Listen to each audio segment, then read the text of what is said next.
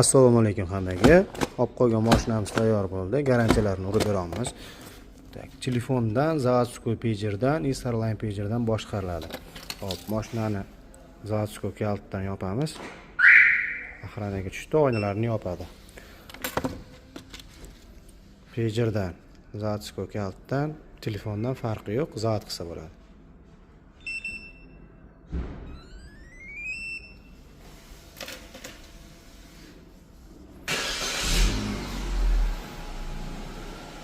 Telefondan dunyoni xohlagan joydan ochib zavod qilsa bo'ladi. Hop. Mashina ochildi. Ochilgan payt, zavod bo'lib turgan paytda kelib kalt zamokni tiqiladi. Zajganigacha burab, tormoz bosib haydab ketsa bo'ladi, mashina o'chib qolmaydi.